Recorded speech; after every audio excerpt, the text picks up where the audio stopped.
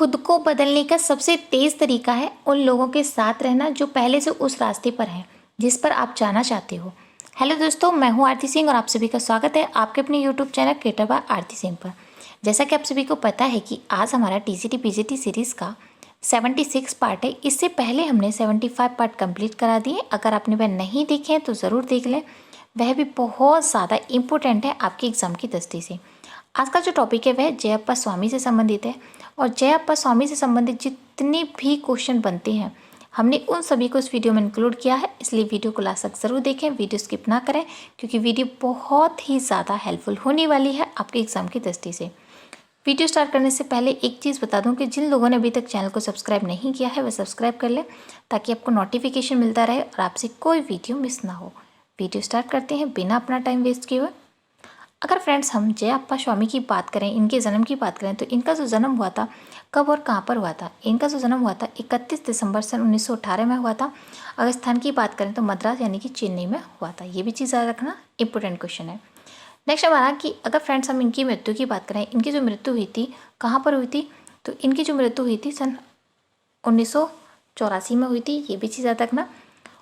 Next हमारा कि अगर फ्रेंड्स हम इनकी प्रसिद्धि की बात करें यानी कि जयप्पा स्वामी है वह किस कार्य के लिए प्रसिद्ध थी? तो ये एक चित्रकार थी, कला समीक्षक थी, कला इतिहासकार थी और एक लेखक थी। ये पूछा जा सकता है कि ये क्या थी, क्योंकि ये वाले जो क्वेश्चन होते हैं ज़्यादा से ज़्यादा यूजीसी नेट में पूछे जा सकते हैं कि जो जयप्पा स्वामी किस कार्य से संबंधित है और आपको ऑप्शन दे दिए जाएंगे।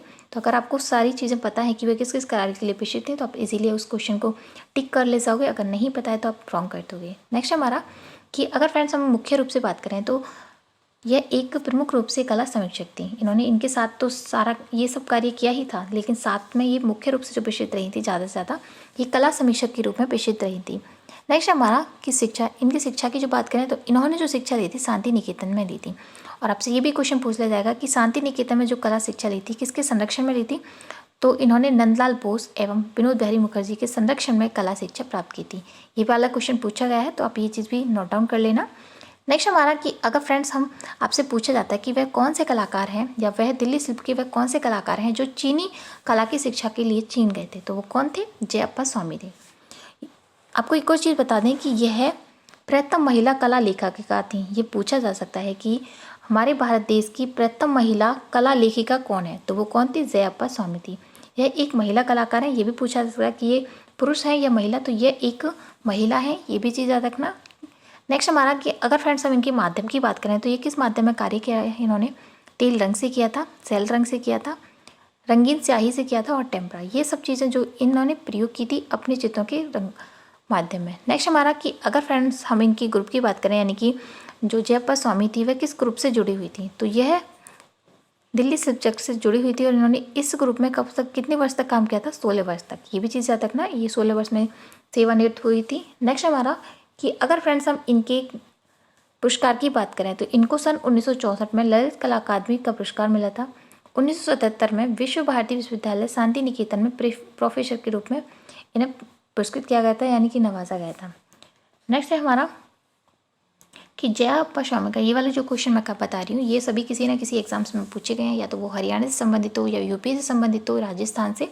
तो आप इन सभी क्वेश्चन को नोट डाउन कर लेना। जैसे कि मैं आप सभी को बताती हूँ कि जो नीचे मैं ऐड करती हूँ वो प्रीवियस पेपर्स होते हैं और ये मेरे खुद के नोट्स बनाए हैं, यानी कि प्रीवियस पेपर को भी ऐड किया हुआ है और थोड़ा सा उनकी जो नॉलेज होती है वह किस कार्य के लिए प्रसिद्ध है उन चीज़ों को भी ऐड किया है ताकि आपका कोई भी जो क्वेश्चन है आपका नहीं छूटे। नेक्स्ट है हमारा कि जयप्पा स्वामी का जो जन्म हुआ था वह किस परिवार में हुआ था?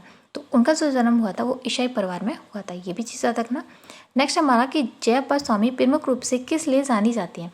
तो जो जयप्पा स्वामी है वह एक कला समीक्षक व लेखिका के रूप में जानी जाती है। जैसे कि मैंने आपको पहले बताया कि इनके बारे में एक क्वेश्चन पूछे गए हैं, तो आप ये चीज़ें आप देख सकते हो। नेक्स्ट हमारा कि किस चित्रकार ने अपने चित्रों के संग्रह को रसजा फाउंडेशन के नाम से संबोधित किया था? तो वो कौन थी? जयप्पा स्वामी। ये भी चीज़ याद रखना। नेक्स्ट हमारा कि अगर फ्रेंड्स आपसे पूछा जाता है कि जयप्पा स्वामी ने चित्रकला के लिए प्रशिक्षण कहाँ से प्राप्त किया था?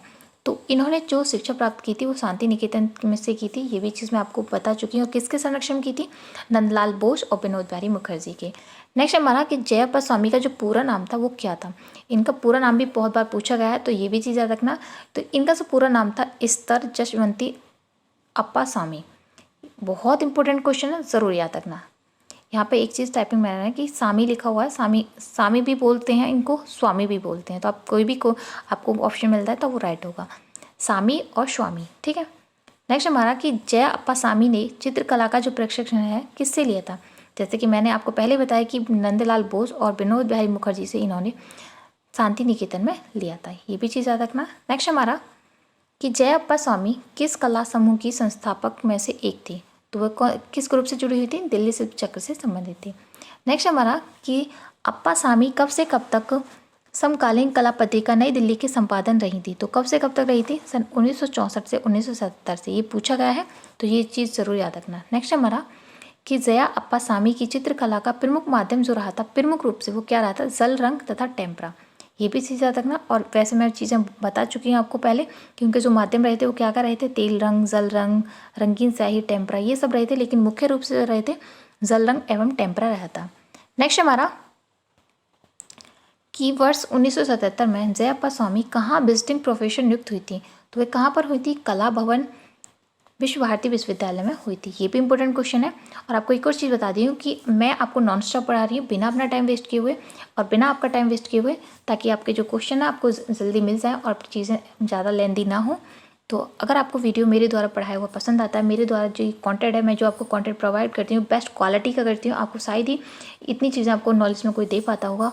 अगर आपको ये चीज़ें मेरी पसंद आती हैं तो अप्रिशिएट करने के लिए आप ज़्यादा से ज़्यादा लोगों को शेयर करें, ताकि मुझे मोटिवेशन मिले और मैं ज़्यादा से ज़्यादा अच्छी वीडियो आपके लिए प्रोवाइड कर पाऊँ। और कोशिश करूँगी कि आपका जो सिलेबस है वो मैं एग्ज़ाम तक कंप्लीट कर पाऊँ, यानी कि जो जो कलाकार मेन है उनके बारे में बताने के बाद मैं आपको वास्तुकला से संबंधित बताऊँगी, जो स्थापत्य कला है उससे संबंधित, ताकि आपके जो क्वेश्चन है वो इजीली ठीक हो जाए। नेक्स्ट हमारा कि जया अप्पा स्वामी लेख किस समाचार पत्र में प्रकाशित हुए थे। ये पूछा जा सकता है कि जो जया अप्पा स्वामी थी उनके जो लेख थे, यानी कि उनके द्वारा जो लिखे गए लेख थे समाचार, वह किस समाचार पत्र में प्रकाशित हुए थे। तो वो हिंदुस्तान टाइम्स में हुए थे। ये इंपॉर्टेंट क्वेश्चन है, आप कह सकते हो कि वेरी इंपॉर्टेंट क्वेश्चन है, तो ये चीज़ याद रखना, बहुत इंपॉर्टेंट क्वेश्चन है। नेक्स्ट देख लेते हैं। नेक्स्ट हमारा कि अगर फ्रेंड्स आपसे पूछा जाता है कि किस चित्रकार ने एक विशाल भू आंचल और उसमें फैले पर्वत श्रृंखला को चित्रित किया था, तो वह कौन थी, जया अप्पा स्वामी, ये भी इंपॉर्टेंट क्वेश्चन है। नेक्स्ट है कि इनके द्वारा जो लिखी गई पुस्तक है उनके बारे में जान लेते हैं कि इनके द्वारा जो पुस्तक लिखी गई थी वो कौन कौन सी थी। जैसा कि आप सभी को पता है कि एक लेखिका थी, कला समीक्षक थी, तो कौन कौन सी पुस्तक थी उन्हें जान लेते हैं। इनके द्वारा यानी कि जया अप्पा स्वामी के द्वारा लिखी गई प्रथम जो पुस्तक थी अवनींद्र ठाकुर और उनके समय काल, ये वाली जो पुस्तक लिखी गई थी किस कलाकार के द्वारा लिखी गई थी, किस लेखक के द्वारा लिखी गई थी, तो जया अप्पा स्वामी के द्वारा लिखी गई थी। ये पुस्तक बहुत इंपॉर्टेंट है और पूछी जा सकती है। नेक्स्ट हमारा आधुनिक भारत, ये भी इनके द्वारा लिखी गई थी, यानी कि जया अप्पा स्वामी के द्वारा लिखी गई है। आधुनिक भारत मूर्ति शिल्प जो पुस्तक है यह भी इनके द्वारा लिखी गई है, यानी कि जया अप्पा स्वामी के द्वारा लिखी गई है। मराठा युग की तंजौर चित्रकला जो पुस्तक लिखी गई है यह भी जया अप्पा स्वामी के द्वारा ही लिखी गई है। कांच पर भारतीय चित्रकारी जो पुस्तक है यह भी जया अप्पा स्वामी के द्वारा लिखी गई है। प्रमुख क्षेत्र यानी कि प्रमुख चित्र की बात करें, यहाँ पर टाइपिंग एरर है, ये चीज़ ठीक कर लेना कि प्रमुख चित्र जो है एक है इनका सैया और दूसरा है कमल के फूलों के तालाब के किनारे महिला, ये जो चित्र हैं इनके द्वारा बनाए गए हैं। इंपॉर्टेंट चित्र हैं ये बहुत ही ज़्यादा, तो जो इंपॉर्टेंट है और जो पूछे गए हैं सिर्फ मैंने उनके बारे में बताया है। नेक्स्ट है जो चीज़ मैं आपको बता चुकी हूँ कि पूछा जा सकता है कि वह देश की प्रथम महिला लेखिका कौन थी। जो देश की प्रथम जो महिला लेखिका थी वो कौन थी, वो जया अप्पा स्वामी थी। ये इंपॉर्टेंट क्वेश्चन है और पूछा गया है, बहुत ज़्यादा इंपॉर्टेंट क्वेश्चन है, तो आप इसे नोट डाउन कर लेना क्योंकि यहाँ से क्वेश्चन पूछा है। मैं यहाँ पर ये चीज़ टाइप करना भूल गई हूँ या फिर मुझे बाद में याद आया था, तो ये चीज़ याद रखना कि देश की प्रथम जो महिला लेखिका थी, लेखिका के बारे में वो कौन थी, तो वो जया अप्पा स्वामी थी, ये चीज़ याद रखना।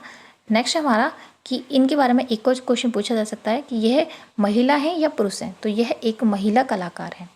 क्या है ये, महिला कलाकार है, महिला कला समीक्षक है, ये चीज़ याद रखना, इंपॉर्टेंट क्वेश्चन है। आज का जो वीडियो है वो यहीं समाप्त होता है। अगर आपको वीडियो पसंद आया है तो अपने उन सभी फ्रेंडों को भी शेयर करें जो टीजीटी, पीजीटी एंड डीएसएसबी की तैयारी कर रहे हैं, ताकि उनके लिए भी प्रॉफिटेबल हो। आज का जो टॉपिक था वो बहुत छोटा था, लेकिन इनके बारे में जितनी भी इंपॉर्टेंट चीज़ें हैं मैं वो आपको चीज़ें बता चुकी हूँ। तो अगर वीडियो आपको अच्छी लगी है तो कमेंट बॉक्स में कमेंट करके ज़रूर बताएं कि वीडियो कैसा लगा। Thank you for watching this video. मिलते हैं नेक्स्ट वीडियो में, तब तक के लिए bye bye and thank you so much.